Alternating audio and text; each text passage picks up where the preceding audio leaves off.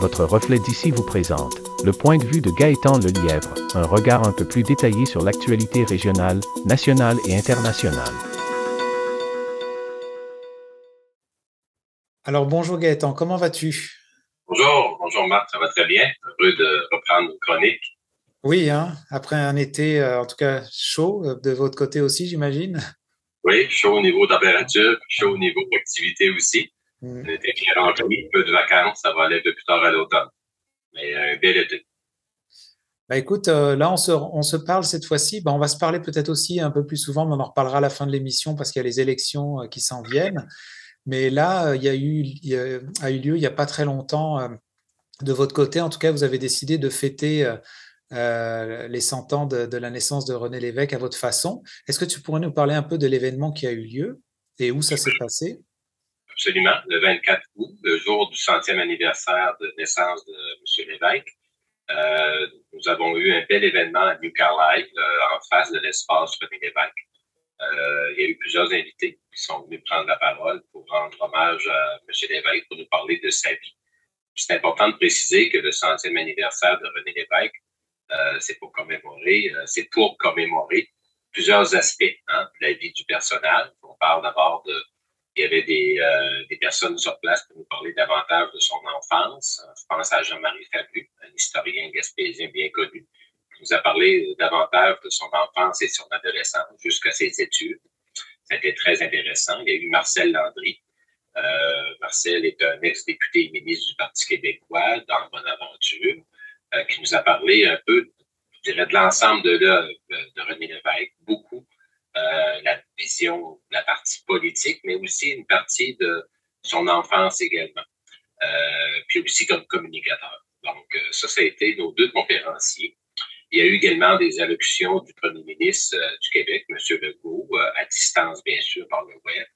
Également la ministre des Affaires culturelles, Mme Nathalie Roy, qui est native de New Carlisle. Les gens ne savent pas tous, elle a passé une partie de son enfance à New Carlisle. Puis on a eu également droit à une allocution du président des fêtes du 100e anniversaire de René Lévesque, soit M. Lucien Bouchard. Donc ça, ces trois conférenciers-là, ces trois intervenants invités spéciaux étaient par le web, compte tenu qu'il y avait également des activités à Montréal. Donc, ces gens-là étaient retenus pour la plupart pour le lancement d'activités majeures à Montréal. Mais on a quand même eu l'occasion d'avoir un mot sur mesure pour souligner ici les événements en Gaspésie. Et il y a eu également, ça c'est le 24, donc la journée de l'anniversaire de naissance de M. Lévesque. Et le 27, on a eu un deuxième événement où François Gendron, le doyen de l'Assemblée nationale, était de passage en Gaspésie. Il a fait le tour de la Gaspésie. J'ai eu l'occasion du plaisir de le recevoir ici à Gaspé. On a fait une belle rencontre avec des gens qui étaient très, très heureux de rencontrer François Gendron. Et ensuite, on s'est dirigé vers New Carlisle le samedi, le 27, pour participer à un second événement. François Gendron a pu prendre la parole pour parler, lui, de son expérience, de ses, je dirais, du passage où il a connu René Lévesque, mais aussi nous parler, bien sûr, un peu de la politique québécoise comme doyen de l'Assemblée nationale, 42 ans continu comme député pour le comté d'Abitibi-Ouest, c'est quand même pas rien. Puis un gars de région, on voit qu'il connaît bien la réalité des régions, puis qu'il a toujours été imprégné de la volonté d'aider les régions dans ses interventions au cours de sa carrière politique. Il y avait également Dave Turcotte, un ex-député du Parti québécois que j'ai eu l'occasion de siéger avec, un ex-collègue, qui lui est vraiment je dirais, un passionné de l'histoire québécoise, au sens large, de toutes les formations politiques, de toute allégeance, puis il nous a amené une présentation, il nous a fait une présentation de plusieurs artefacts, des objets vraiment spéciaux qui relatent l'histoire du Québec. Bien sûr, on avait mis une touche spéciale sur le volet de René Lévesque, compte tenu du 100e, mais on débordait. Il y avait beaucoup d'éléments qui représentaient l'ensemble de la sphère politique québécoise depuis les 50, 60 dernières années. Il y avait également avec lui un jeune historien natif de Gaspé, Pierre B. Berthelot, qui a écrit, entre autres, le livre qui est un grand succès, un best-seller l'an passé au Québec. Le livre, c'est Ici Duplessis existait toujours. donc un jeune historien de la région de Gaspé qui est, par hasard ou fait cocasse, c'est l'arrière-petit-fils du docteur Pouliot, qui a été député et ministre pour l'Union nationale pendant de nombreuses décennies, pas tout près de 30 ans. Donc, son arrière-grand-père. Et il y a eu également Marcel Lavigne, un professeur de sciences politiques et communication à l'Université Laval, qui aussi nous a parlé des particularités de la politique québécoise, puis nous a fait un portrait de la période de René Lévesque. Donc, 2 journées bien remplies en Gaspésie, puis on trouvait ça important, malgré les grandes fêtes nationales, les grandes festivités à Montréal et à Québec pour souligner le 100e de René Lévesque. On considérait au niveau de l'espace René Lévesque, le musée de New Carlisle, que c'était incontournable également de souligner l'événement chez lui, dans son village natal, à New Carlisle, dans sa Gaspésie. Donc, ça a été 2 belles réussites, je pense. Puis, il y a des extraits de ces présentations-là qui sont disponibles sur le site Facebook de l'espace René Lévesque. Les gens vont pouvoir les consulter au besoin. Est-ce que tu pourrais nous aider un peu à clarifier un peu, parce qu'on entend des fois parler de la maison René Lévesque, l'espace René Lévesque, même le musée de temps en temps. C'est quoi les différences, s'il y en a déjà, puis qui fait quoi là-dedans? Très bonne intervention, très pertinente.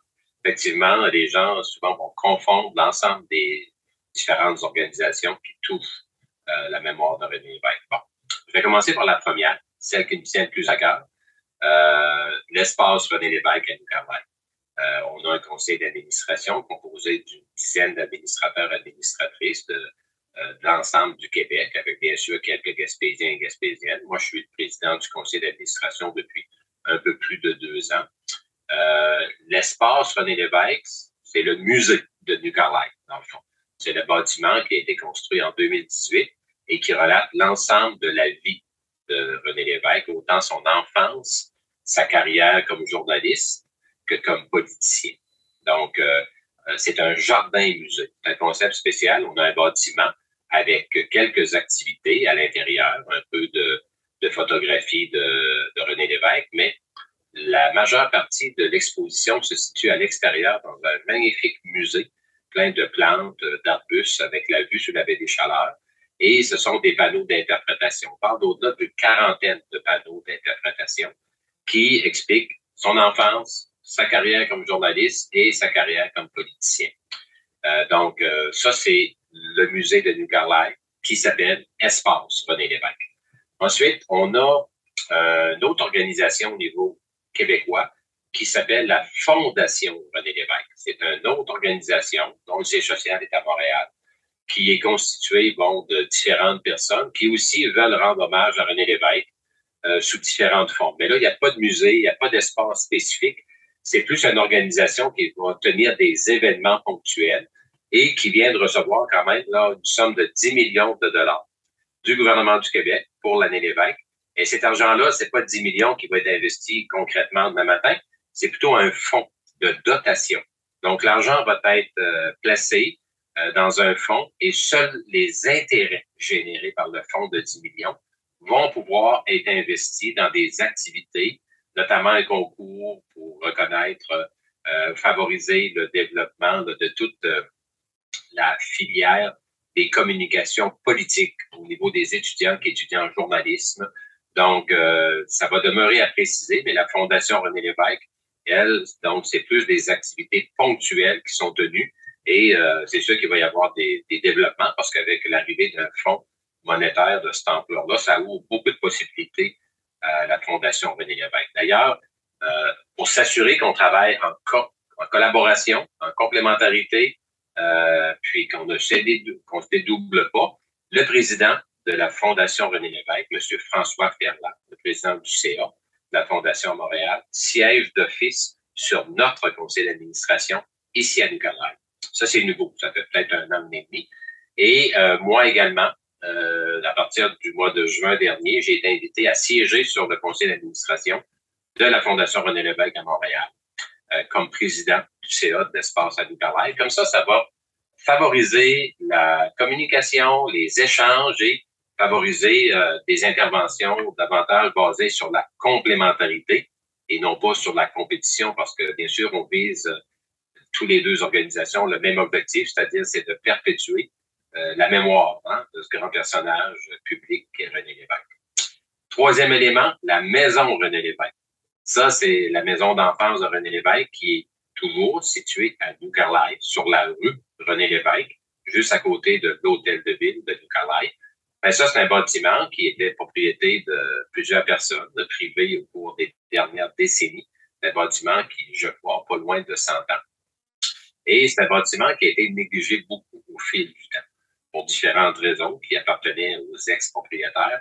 Donc, le bâtiment n'est plus habitable. Les gens peuvent aller le visiter, là, je les invite sur la rue René Lévesque à New Carlisle, en direction sud, vers la baie des Chaleurs, juste au coin de l'hôtel de ville. C'est facilement accessible. Et ce bâtiment-là, bon, il y a une plaque commémorative du gouvernement du Québec qui a été installée devant il y a quelques années parce que c'est un bâtiment qui a été reconnu bien lieu patrimonial. Donc, un bien patrimonial. Donc, il y a une obligation de le préserver. Mais l'obligation de préserver n'a pas été, disons, très bien respectée au fil du temps, ce qui fait que le bâtiment est dans un état de délabrement total. Puis, le gouvernement du Québec, voyant que le bâtiment n'était pas préservé, l'a acquis par expropriation en octobre 2021. Donc, le bâtiment est devenu propriété du gouvernement du Québec suite à son expropriation, son acquisition. Et là, la ministre de la Culture, Mme Roy, a fait une annonce l'an dernier au nom du gouvernement du Québec pour dire qu'il y avait un budget de 800 000 $ qui avait été réservé pour restaurer la maison, la remettre en état et la mettre en valeur pour la rendre accessible au public. Donc, c'est un projet qui va se dérouler peut-être d'ici les 5, 6, 7 prochaines années. Un projet comme ça ça prend généralement plusieurs années. Là, on est en train de faire l'inventaire, ce qu'il y a de bon, qu'est-ce qu'il y a de pas bon, qu'est-ce qu'il y a à remplacer. Puis on parle beaucoup de maintenir autant que possible les matériaux d'origine. Donc, c'est beaucoup de travail, ça coûte très cher. Donc, un projet qui va se dérouler sur quelques années. Puis le bâtiment est situé à peu près à 300 mètres de l'espace René Lévesque, de notre musée Jourdain. Donc, c'est sûr que nous, comme conseil d'administration, on a signifié notre intention au gouvernement du Québec d'être un partenaire dans ce projet-là, parce que ça peut devenir facilement un produit complémentaire au jardin, au musée de René Lévesque à New Carlisle. Donc, il reste à définir la vocation exacte de cette maison-là, mais comme je te le disais tantôt, on parle de quelques années de travail. Donc, on a du temps devant nous, mais on espère que le gouvernement du Québec va tenir compte qu'il y a des gens depuis une dizaine d'années qui ont travaillé très fort, des bénévoles, pour construire, aménager l'espace René Lévesque, le musée de New Carlisle. Et je pense qu'il faut que ça soit pris absolument en considération et qu'on soit également en partenariat, en complémentarité avec le gouvernement du Québec pour mettre en valeur la future maison. Ça peut être un produit extrêmement intéressant parce que peut-être que 2 personnes sur 3, là, en moyenne, qui viennent à l'espace René Lévesque, à notre musée, nous demandent où est la maison de René Lévesque, on veut aller la voir. Donc, je crois qu'il y a des affinités naturelles entre les deux sites. Oui, une extension logique de votre projet, dans le fond. Exactement. Là, j'ai une question peut-être un petit peu plus personnelle. De quelle façon est-ce que René Lévesque aurait impacté ta vie si ce n'est au niveau de motivation ou de certaines choses? Comment est-ce que toi, c'est ça, comment est-ce que ce personnage-là aurait pu impacter ta vie si ça a été le cas un jour ou pas? Oui, écoute, d'abord, je tiens à préciser que malheureusement, je n'ai jamais eu le privilège de rencontrer en personne René Lévesque. Mais c'est quelqu'un, oui, qui a impacté ma vie, qui m'a influencé dans mon cheminement, je dirais, autant dans le développement régional, en Gaspésie, que dans mon passage en politique. Moi, ce que je retiens de René Lévesque, c'est vraiment son humanisme. C'est quelqu'un qui était extrêmement brillant. On l'a vu autant dans sa carrière comme journaliste que comme politicien. Je me souviens de l'émission Point de mire, j'étais tout jeune, j'écoutais ça à la maison, puis c'est vraiment une émission qui me fascinait. Ça se distinguait de ce qui se faisait à l'époque en termes d'information politique, économique, internationale. Donc, un grand communicateur. Puis par après, ben, c'est sûr que c'est quelqu'un qui a un cheminement pour moi qui est très particulier, d'avoir eu l'audace d'amener avec d'autres, à l'époque, d'autres personnes, l'idée, l'option de la souveraineté du Québec, alors qu'il était très bien assis dans un beau fauteuil, bien confortable, comme ministre, dans une autre formation politique qui était le Parti libéral. Il a participé à l'électrification, à la nationalisation de l'électrification au Québec. On sait que compagnie électrique était privée et c'est lui qui a pratiquement lancé le projet de nationalisation, de création d'Hydro-Québec. Et donc, c'était quelqu'un d'audacieux, de visionnaire, qui aurait dû continuer sa carrière très confortablement, mais qui a préféré suivre une autre route qui était celle que sa conscience lui guidait, c'est-à-dire la souveraineté du Québec. Il fallait être audacieux. C'est quand même un Gaspésien aussi. Il y a peut-être un petit peu là, à quelque part, je dirais, de non-objectivité dans mes propos parce que c'est un Gaspésien. On est fiers du cheminement qu'il a fait. Pour moi, ça a toujours été un modèle au plan politique. Je suis un souverainiste, c'est clair. Donc, c'est quelqu'un qui m'a inspiré dans mon cheminement, dans ma réflexion politique par rapport à l'avenir du Québec. Mais aussi l'aspect humain de la personne. Ça, c'est un élément qui a ressorti énormément dans les présentations du 24 et du 27 août dernier. Puis ça a ressorti dans beaucoup de livres que j'ai lus, dans d'autres témoignages également. C'est la forte personnalité là, de René Lévesque, avant tout comme humain. C'est quelqu'un qui était accessible, qui respectait énormément le public, la population, très exigeant, très rigoureux avec ses collaborateurs, avec son équipe politique. Comme premier ministre, il était extrêmement exigeant pour ses ministres, comme dit. Mais dans la population, c'est quelqu'un qui était extrêmement généreux de son temps, qui écoutait les gens, qui a su toujours rester en connexion avec la population. Et pour moi, ça, c'est une grande qualité, là, autant pour un politicien que quelqu'un qui intervient sur la scène publique, hein, de toujours rester accroché à la réalité là, de monsieur, madame, tout le monde. Et pour lui, c'était vraiment très, très important. Là. Je pense qu'il y a un consensus à ce niveau-là. Puis quelqu'un qui le résume bien, cette situation-là, cet état de fait-là, c'est Martine Tremblay. Martine Tremblay, c'est quelqu'un d'ailleurs qui siège sur la Fondation René Lévesque, qui a écrit quelques ouvrages sur René Lévesque, dont un ouvrage qui s'appelle « Derrière les portes closes du pouvoir ». Martine Tremblay était la dernière chef de cabinet de René Lévesque. Puis, il y a une des citations dans un livre qu'elle a écrit, elle dit « Les gens se souviennent, oui, des grandes réalisations de René Lévesque, mais les gens se souviennent surtout de René Lévesque pour sa personne, pour la personne qu'il était avant le politicien ou le journaliste. » Donc, je pense que c'est une grande vérité. Oui, bah ça décrit, ça fait un beau reflet de la personne. En tout cas, je te remercie beaucoup, Gaëtan, pour ton temps de partager un peu ce moment-là. Et puis, nous, on va se reparler quand même peut-être un petit peu plus souvent là, dans les prochaines semaines pour parler un petit peu des un peu plus régulier, l'été passé. Donc, ça serait, en tout cas, ça serait intéressant. Donc, au plaisir de se reparler sur d'autres sujets d'actualité. Merci. Merci à toi. Bonne journée à tout le monde. Vous écoutez Un reflet d'ici mensuel. Revoyez tous nos reportages sur notre site Internet.